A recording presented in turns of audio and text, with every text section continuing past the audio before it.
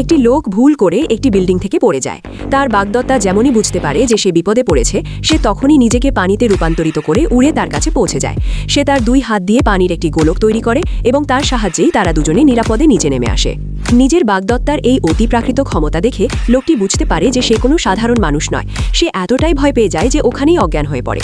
যখন তার চোখ খোলে তখন তার মনে হয় যা কিছু ঘটেছিল তা হয়তো কেবলই একটি স্বপ্ন ছিল। ঠিক তখনই সেই নারীটি রুমে আসে এবং তার আসল রূপ প্রকাশ করে। লোকটি আবার অজ্ঞান হয়ে যায় এবং সেই নারী তাকে থাপ্পড় মেরে জ্ঞান ফিরিয়ে আনে। লোকটি যখন পালাতে যায় তখন নারীটি তার জাদুকরী ক্ষমতা দিয়ে তাকে সোফার উপর আটকে ফেলে। সে জানায় যে সে আসলে একজন ড্রাগন, যে 1000 বছর ধরে বন্দী ছিল, আর তার সবচেয়ে মূল্যবান মণিটি এই মুহূর্তে ওই লোকটির শরীরের ভেতরে রয়েছে। তখনই লোকটি বুঝতে পারে যে কেন ওই নারীটি তাকে বিয়ে করার জন্য জেদ ধরেছিল। 1 সপ্তাহ আগে ওই লোকটি নারীটিকে সমুদ্রের তীরে অজ্ঞান অবস্থায় পেয়েছিল। তাকে বাঁচানোর জন্য সে কৃত্রিম শ্বাস মাউথ টু মাউথ রেসাসিটেশন দেওয়ার চেষ্টা করেছিল। নারীটির যখন জ্ঞান ফেরে সে লোকটিকে খারাপ মানুষ ভেবে আক্রমণ করতে যায়, কিন্তু তখনই সে বুঝতে পারে যে সে তার জাদুকরী ক্ষমতা ব্যবহার করতে পারছে না। যখন সে লোকটির হৃৎপিণ্ড জ্বলজ্বল করতে দেখে সে বুঝতে পারে যে তার মনি লোকটির শরীরের ভেতরে চলে গেছে।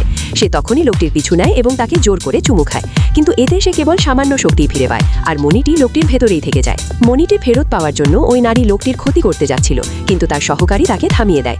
সেই ছোট ছেলেটি সহকারী জানায় যে যদি মনিটি জোর করে বের করা হয় তবে তার জাদুকরী ক্ষমতার অনেক বড় ক্ষতি হবে। এরপর সে নারীটিকে একটি আংটি দেয় এবং বলে যে যখনই সে ওই লোকটিকে, গল্পটি এখানেই এই ভিডিওতে শেষ হয়েছে। পার্ট 2 দেখতে চাইলে এখনই কমেন্ট করো এবং সাবস্ক্রাইব করবেন।